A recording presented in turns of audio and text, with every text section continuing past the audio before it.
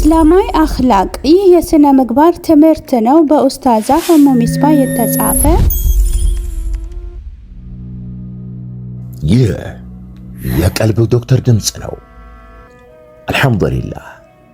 ታካሚዎቻችን የሚድኑ በእኛ ኃይል እንዳይመስሎት፣ በአላህ ኃይል ብቻና ብቻ ነው።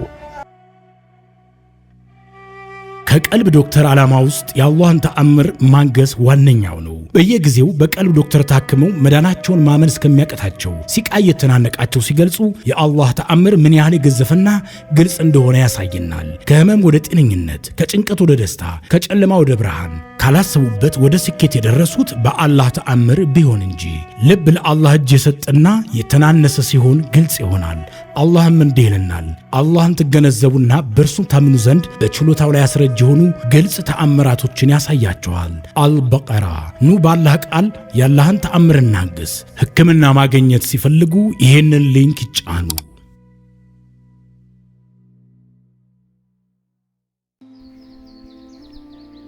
ሰዎች ላይ እንከን ፈላጊ ወይንም አቃቂር መንጣሪ ከሆንክ፣ ከሰው ልጅ ላይ ጥንካሬን ብቻ ማየት ካልቻልክ፣ እመነኝ አንተ ማለት ሙስሊም ለመሆን የሚጎል ስመ ሙስሊምነትን ብቻ እንደ መታወቂያ ያንጠለጠልክ ነህ።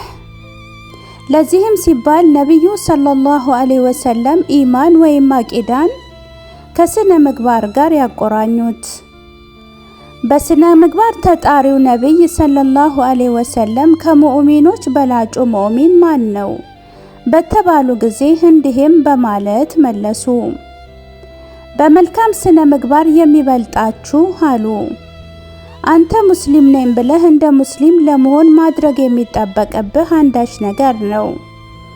ያም በስነ ምግባር መጎልበት። አሰላሙ አለይኩም ወራህመቱላሂ ወበረካቱሁ። ውድና የተከበራችሁ የቀልብ ዶክተር ቤተሰቦቻችን እንደምን ከረማችሁ? በያላችሁበት የአላህ እዝነት ጥበቃው ኃይላችሁ እያልኩኝ ዘወትር ሐሙስ ወደ እናንተ ይዘንላችሁ የምንቀርበው በቀልብ ዶክተር ኡስታዞች የተዘጋጀ ጠቃሚ ትምህርት፣ ጥናታዊ ጽሑፎችን፣ መጣጥፎችን የምናቀርብበት ቀን ነውና ለዛሬም እጅግ በጣም ወሳኝ የሆነ ትምህርት፣ ሁሉም ሰው ሊያቀው ሊማረው የሚገባ ትምህርት፣ ኢስላማዊ አኽላቅ ስነ ምግባር ትምህርት ይዤላችሁ ቀርቤያለሁ። በኡስታዛ ኡሙ ሚስባህ የተጻፈ ነው። ሼር፣ ላይክ፣ ኮሜንት በማድረግ ለሌሎች እንዲዳረስ የአጅሩ ተካፋይ ሁኑ እያልኩኝ ቪዲዮን ላይክ በማድረግ ጀምሮ እስከ ፍጻሜውም አብራችሁን ቆዩ። አዳዲስ ቤተሰቦችም እንኳን ደህና መጣችሁ። ቻናላችንን ሰብስክራይብ በማድረግ የደወል ምልክቱን አንድ ጊዜ ብቻ በመጫን ቤተሰባችን ሁኑ።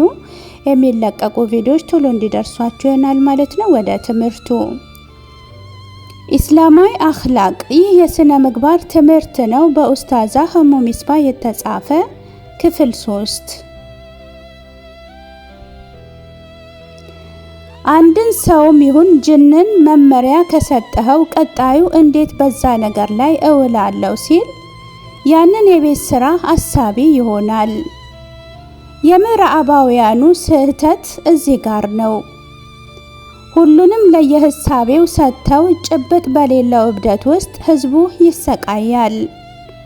ሁሉም የራሱን ፍልስፍና ይከተላል። ኢስላምን ግን አላህም እንዳለው እኔን እንድትገዙ እንጂ ለሌላ አልፈጠርኳችሁም ሲል ደምድሞታል።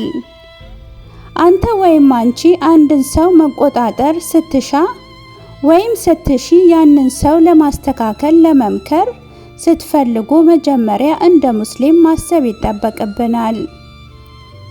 ሙስሊም የታነጸው በኢስላማዊ አኽላቅ ነው። እነሆ አንድ ሙስሊም ሙስሊም ነው የሚያስብለው አኽላቁ ብቻና ብቻ ነው። ቢሰግድ ቢጾም ቢለፋ አኽላቅ ከሌለው ትርፉ ኪሳራ ነው። ኢስላማዊ አኽላቅ ወይንም ስነ ምግባር ማለት ሰብአዊነት ማንነትን የመገንቢያ የመጀመሪያ መግቢያ መሰረት የሚል ግንዛቤ ነው። ኢስላም በህግጋቱ ውስጥ የረቀቀ በህግጋቱ ውስጥ የተገደበ የተስተካከለ ሰብአዊነት ስነ ምግባርን ሰጪ እምነት ይሉታል ምዕራባውያን። ለዚህ ዓለም የመገኘታችንን ታላቅ ምስጢርን ግብ በማድረስ ላይ የተገነባ ሰብአዊነት ኢስላማዊ ስነ ምግባር እንለዋለን። ዓለምን በስርዓት መገንባት የሚችል ኢስላማዊ ስነ ምግባር ሁለት ልዩ መለያ ተፈጥሮ አላቸው። ሀ የፈጠረን ጌታ አላህ ከእኛ የሚፈልገው ስነ ምግባር አለን? ለ በተፈጥሮ የሰው ልጆች የሚፈልጉት ስነ ምግባር አለ?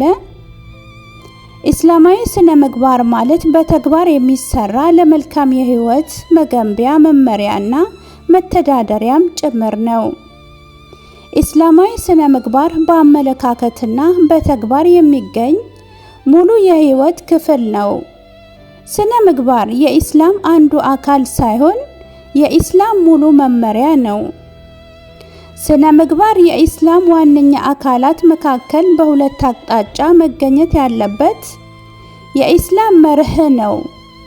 ያለ ኢስላማዊ ስነ ምግባር እስልምና በማለት ያለ ጎማ መኪና ማለት ነው።